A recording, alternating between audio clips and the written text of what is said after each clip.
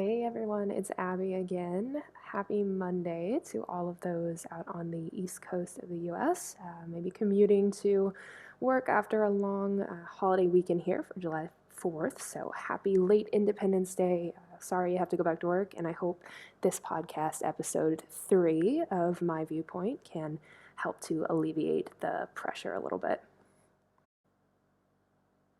If you've had a chance to read our recent story, A Dog, a Bike, and a Mission, it's really inspiring.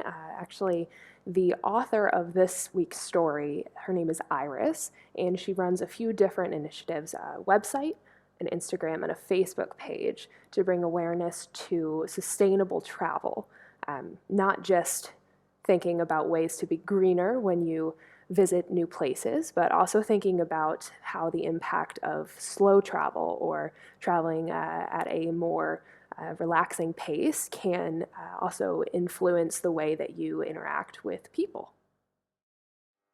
I honestly cannot remember how I first heard of Iris, but I know it was through Instagram.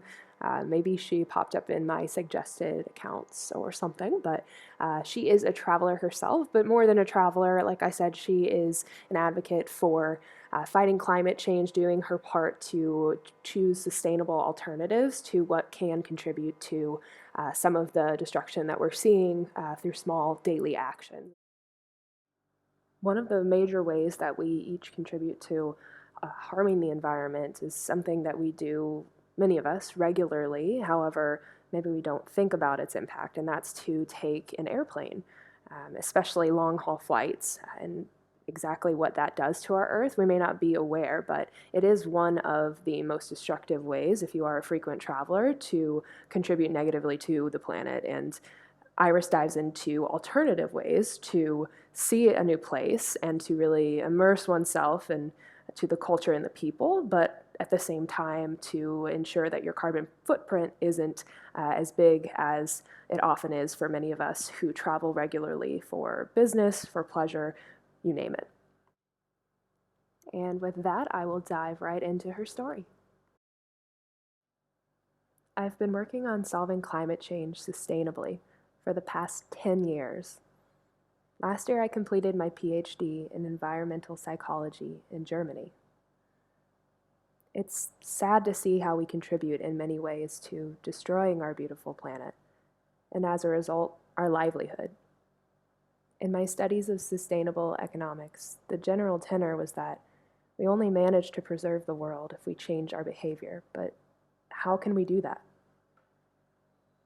I try to do it myself in many areas, like not eating meat or buying only very few sustainable clothes. But what has always been difficult for me is traveling. Traveling by plane is one of the most environmentally destructive things we can do. Yet it's part of so many journeys. Many get on a plane without thinking, especially for short journeys. I try to use planes as little as possible, but it is hard for me too. I know it's one thing to tell other people what to do, and it's another to set an example. This is why I decided to travel 6 months by bicycle through Europe with my dog, Zuri. There is so much beauty around us that we don't need to travel far or fast. What this adventure became was much more than I expected.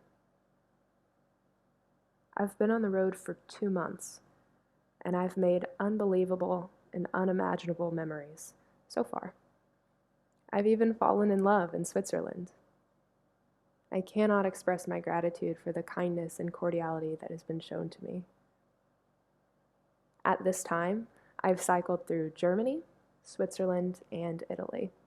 It was about 2,000 kilometers in total, and I can tell you, it is the best trip I've made so far.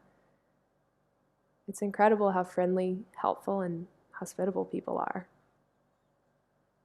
Countless times, conversations on the street led to invitations for coffee, breakfast, ice cream, cocktails, or even to spend the night at homes. People are very interested in my journey. My dog Zuri is a huge help and door opener because she makes it easy for people to approach me. Side note from the reader here, check out Iris's photos in the story because her dog is adorable. Back to the story. It's also great to be traveling by bicycle. The bike has the right speed to look around and experience the nature around me. There's nothing that can protect me. I smell, hear, see, and feel the world. I'm really in the world. Due to this slow movement and my contact with the locals, I feel like I truly get to know and experience each country for the first time. For this trip, I went out of my comfort zone on a grand scale. I've almost never traveled alone before. I would describe myself as a rather shy person, and I find it hard to approach other people. I also don't know what will happen after this trip. There's no job waiting for me. Through this journey, I expose myself to all of my fears. For example, the fear where I will sleep each night. I don't like to plan, and so it often happens that I just cycle through the day, and in the evening at 8 o'clock, I still don't know where I'll sleep. At the beginning of the journey, I was very stressed by this. But now, after 2 months, I don't mind it anymore. I know that I will always find a place to sleep.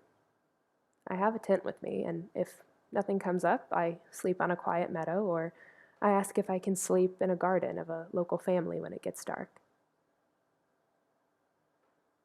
I learned to have faith in myself and to be open to the moment and whatever happens in it. That's what I encourage you to do too. Believe in yourself and the kindness of the world. A woman I met in Italy told me that there is this law of attraction that what you send out in the world and what you believe comes back to you.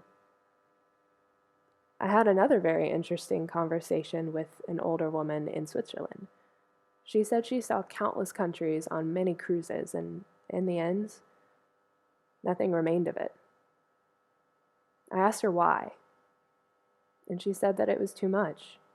To look at one site after another, to consume constantly without really diving in. I think she was right. My first trips were also influenced by the typical bucket list checking, but my travel style has changed since then. Now, I don't prioritize visiting specific buildings or places, but rather, I hope to have unplanned encounters with people. In doing so, I immerse myself in the lives of others, and I'm open to what is happening in the moment. I found out that getting out of my comfort zone and traveling long distances by bike with my dog helps me achieve this goal. Thank you, Iris. Loved that. I'm also incredibly inspired to reconsider my own travel footprint after reading your words and, of course, for following you on your Instagram. Perhaps for all of us out there, depending on our jobs, our families, our home lives, our goals, whatever it might be, this could be something that's a little hard to consider fitting into your schedule and your preferences or requirements. But do try to have that open mindset of thinking about how you could be affecting the climate around you, and not just in the traditional ways that we hear about in the media, but in other ways, things that are a little less thought about, such as travel. So again, thanks, Iris, for sharing your story and for giving us some food for thought on this Monday morning. And next week, we will have a new story coming up here by a guest author who I actually had the pleasure of working with in Thailand recently. So just a hint there. This week's story, we'll post again on Saturday. And be sure to tune in as the podcast should be ready same day for that one. Thanks again, guys. Don't forget to follow Iris at earththebeauty.com or at earth.thebeauty on Instagram, and I will see you again soon.